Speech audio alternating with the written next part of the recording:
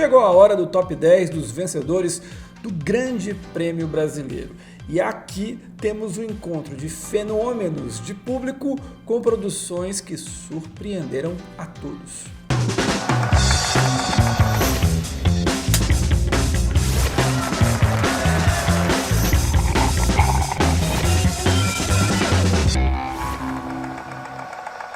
O Grande Prêmio do Cinema Brasileiro pode ter muitos defeitos, mas é preciso elogiar o espaço que ele dá às diretoras mulheres.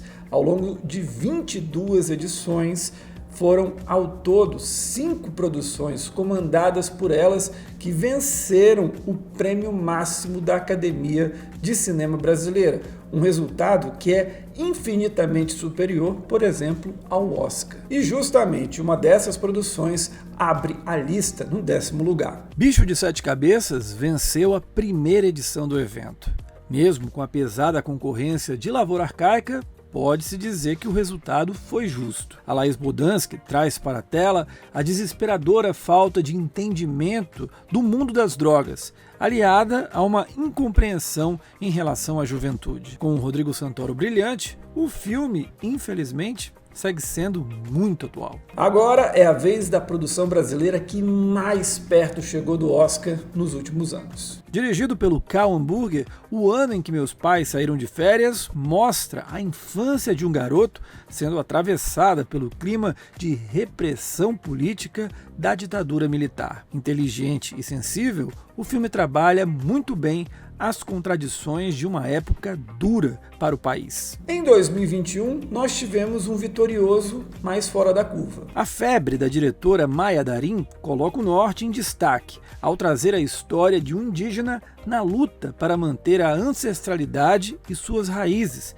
em meio a um ambiente urbano predatório que avança sobre a floresta. Ancorado por um imersivo, inquietante design de som, capaz de dimensionar os choques entre esses dois mundos, a produção traz uma atuação comovente do Regis Mirupu, sendo merecedor das conquistas que obteve no Brasil e mundo afora. Enfrentando pesos pesados como Ensaio sobre a Cegueira, do Fernando Meirelles, e Linha de Passe, do Walter Salles, Estômago foi o grande ganhador em 2009. A surpresa era mais do que merecida, afinal o longa do Marcos Jorge tem uma história que pega o espectador no minuto inicial e não solta, mesmo depois do fim. São personagens tão interessantes, reviravoltas, uma melhor que a outra, que o público pede mais, tanto que até hoje só se fala de uma continuação. O maior fenômeno do cinema brasileiro nos últimos anos venceu em 2020. Se perdeu a vaga no Oscar para A Vida Invisível,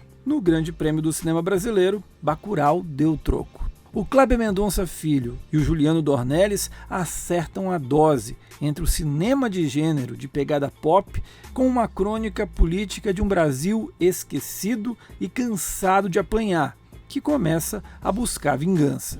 Isso tudo com momentos marcantes que se tornaram memes ambulantes e atuações de tirar o fôlego da Sônia Braga e do Silvério Pereira. E o que dizer de Tropa de Elite 2? A superprodução do José Padilha fica aqui na 5ª posição. A continuação do Ganhador do Urso de Ouro amplia o debate para mostrar o Rio de Janeiro dominado pelas milícias e pela polícia militar corrupta, em meio a uma guerra contra o tráfico de drogas. Tropa 2 ainda apresenta grandes sequências de ação, conseguindo fazer um blockbuster brasileiro de alta qualidade técnica. O 4º lugar vai para um filme que, quando surgiu, pouca gente imaginava que ia tão longe assim. Mas quem mandou O Lobo Atrás da Porta contar com um roteiro impecável do Fernando Coimbra e uma Leandra Leal no melhor desempenho da carreira? Igual Estômago, o suspense prende o público com a imprevisibilidade das ações dos seus personagens, fazendo com que uma história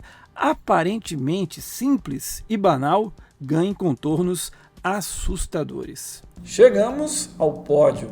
Carandiru era o favorito fácil em 2004, porém uma obra vinda lá do Rio Grande do Sul acabou passando na frente. Dirigido pelo Jorge Furtado, O Homem que Copiava é mais um exemplo de filme redondinho e muito bem executado. O quarteto de protagonistas, com Lázaro Ramos, Leandra Leal, Pedro Cardoso e Luana Piovani, estão em perfeita sintonia, em uma trama que guarda sempre um agradável novo rumo à medida em que se desenrola. Se você estava esperando uma reta final desse vídeo previsível, eu sinto muito desapontar você. A medalha de prata fica com Cidade de Deus. O longa do Fernando Meirelles e da Katia Land consegue pegar uma história tão rica, complexa e transformá-la em um cinema de alta qualidade, de forma acessível, pop, urgente e política. Do roteiro do Braulio Mantovani, à montagem do Daniel Rezende,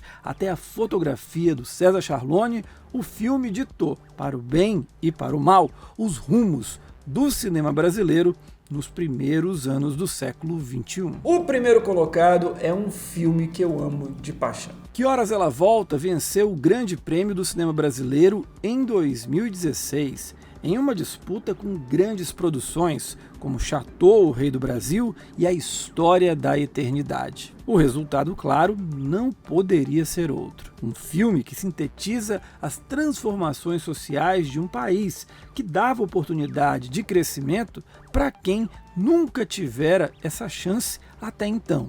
Assim como também antevê as tensões sociais que levariam o país ao estado de coisas que vivemos nos últimos anos. E Que Horas Ela Volta faz tudo isso sem panfletar ou politizar para lado A ou B.